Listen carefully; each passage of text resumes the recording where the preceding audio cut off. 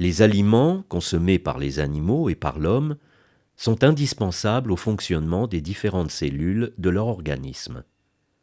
Mais ces aliments ne peuvent pas être utilisés tels quels par les cellules. Ils doivent, au préalable, subir des transformations que l'on appelle digestion. En quoi consiste cette transformation de matière? Où se réalise-t-elle? On peut comprendre les phénomènes chimiques de la digestion en réalisant des expériences de digestion in vitro. La plus simple à mettre en œuvre est la digestion par la salive d'une solution d'amidon cuit ou emploi d'amidon obtenue à partir de lait d'amidon, amidon en poudre mélangé à de l'eau portée à ébullition.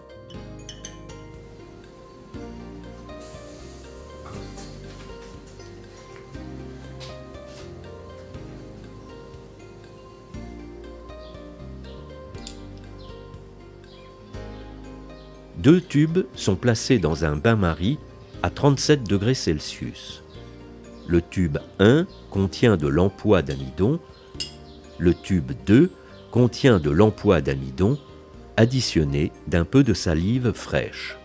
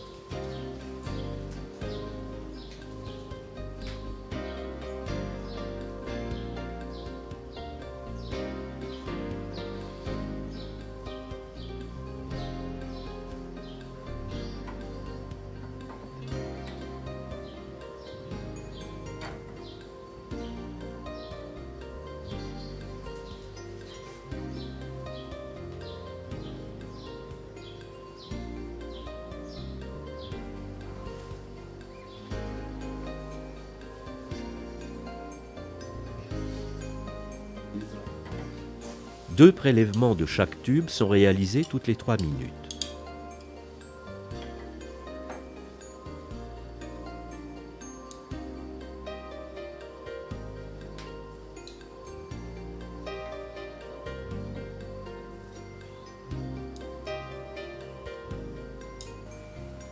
On ajoute à l'un quelques gouttes d'eau iodée, à l'autre un peu de liqueur de Fehling à chaud.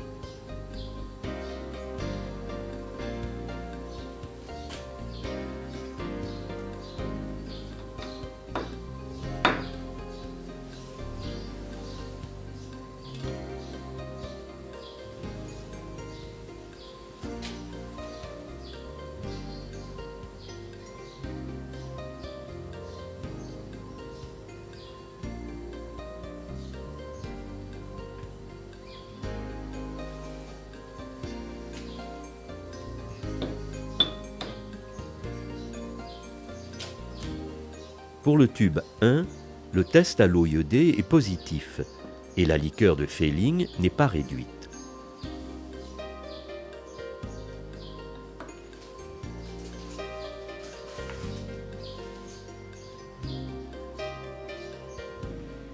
Quant au tube 2, l'eau iodée donne une coloration rouge-violacée au bout de 6 minutes. Le test à la liqueur de Fehling demeure négatif. Ceci indique la présence de dextrine, molécule plus courte que celle de l'amidon. Au bout de 9 minutes, le test à l'eau iodée devient négatif. Celui à la liqueur de Fehling est positif.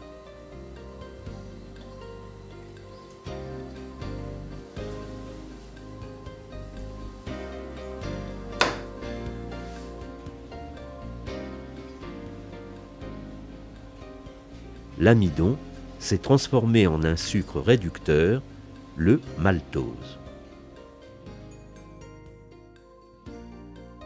La salive est un suc digestif qui contient une enzyme, l'amylase salivaire.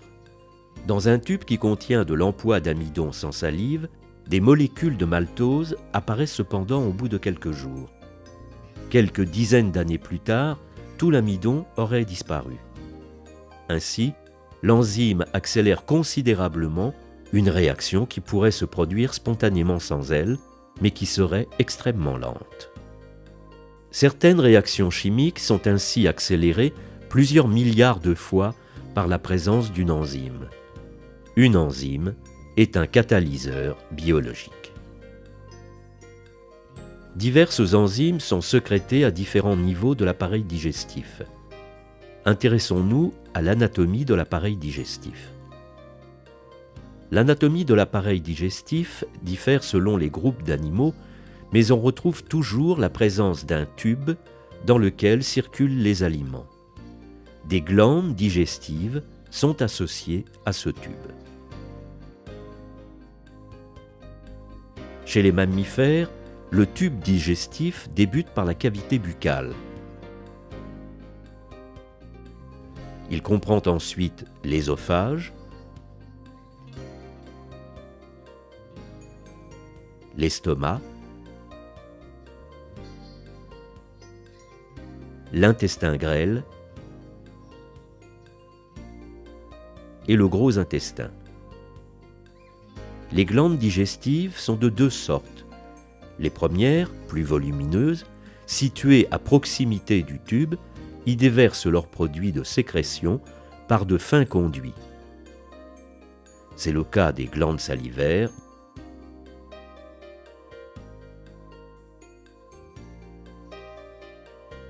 du pancréas et du foie.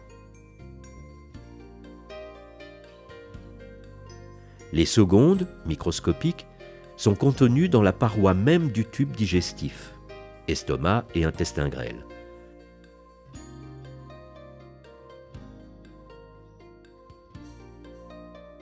Chacune des parties du tube digestif a un rôle spécifique. Dans la bouche, les aliments sont broyés, triturés, mélangés à la salive qui les humidifie.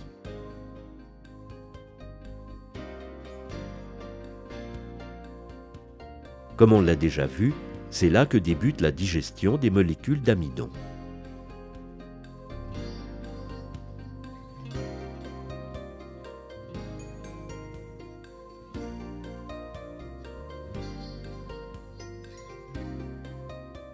L'estomac, lui, prépare les aliments à la digestion intestinale.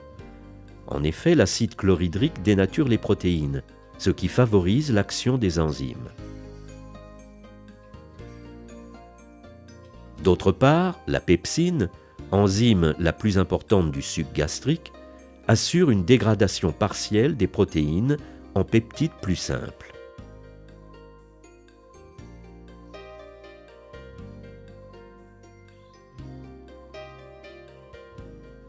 Le rôle essentiel de l'estomac est de contrôler le transit des aliments vers l'intestin, régulant ainsi le fonctionnement de ce dernier. Le pancréas joue également un rôle fondamental dans les phénomènes chimiques de la digestion grâce à la sécrétion du suc pancréatique. Son équipement enzymatique complet le rend apte à dégrader toutes les catégories d'aliments, protéines, glucides et lipides. Sa sécrétion est continue, mais s'accroît après l'ingestion d'un repas. Le maximum est obtenu 2 à 3 heures après le repas et se prolonge pendant 5 à 7 heures.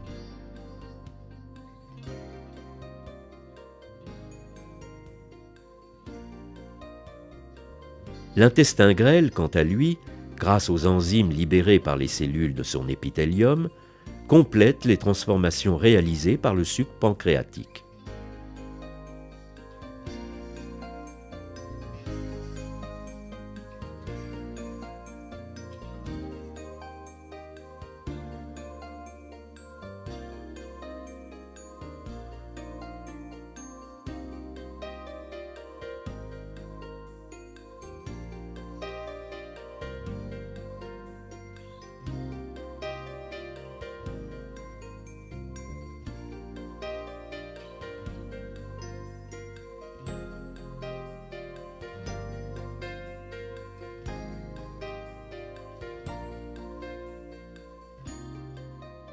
Le gros intestin, enfin, ne sécrète aucune enzyme.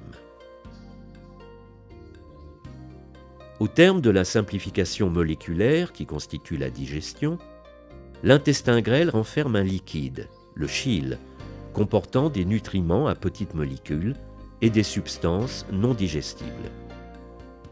Les nutriments sont essentiellement l'eau, les sels minéraux, les oses, les acides aminés, le glycérol et les acides gras. Les substances non digestibles sont surtout des fibres comme la cellulose. Alors que les résidus et la cellulose vont former les matières fécales colorées par la bile, les nutriments sont absorbés à travers la paroi intestinale. C'est le phénomène d'absorption intestinale. Pour assurer l'absorption intestinale, la paroi intestinale présente, tout au long des 7 à 8 mètres de l'intestin grêle, de nombreux replis circulaires recouverts de millions de petites saillies, les villosités. Le jéjunum humain compte 200 000 microvillosités par millimètre carré. L'ensemble constitue une surface absorbante dont l'air est considérable, 300 mètres carrés chez l'homme.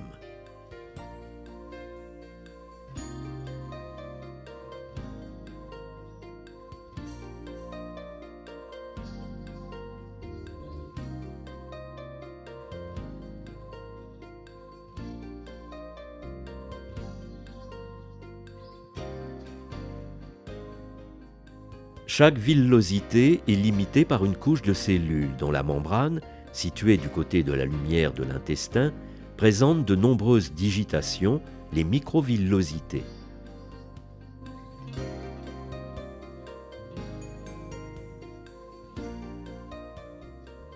Le gros intestin joue un rôle non négligeable dans l'absorption de l'eau. Ainsi, les résidus de la digestion perdent de leur fluidité au fur et à mesure du transit intestinal. C'est aussi à travers la paroi du gros intestin que sont absorbés les acides gras provenant de l'activité de la flore bactérienne.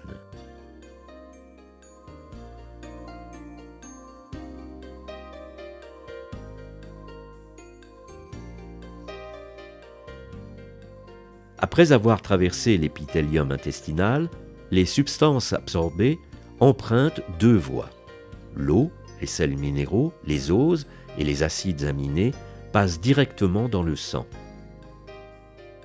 Par la veine porte, ils gagnent le foie, où certains d'entre eux peuvent être temporairement mis en réserve. Les constituants des lipides, glycérol et acides gras, se retrouvent dans la lymphe des vaisseaux lymphatiques, où ils se recombinent aussitôt en lipides. Les vaisseaux lymphatiques aboutissent par la suite dans la circulation sanguine. Ainsi, la plus grande partie des substances absorbées au niveau de l'intestin se retrouvent au final dans le sang. Des études récentes ont montré que les cellules de la paroi intestinale consomment pour leur propre compte une quantité non négligeable de ces nutriments. Leur activité est très grande et leur renouvellement est l'un des plus rapides de l'organisme.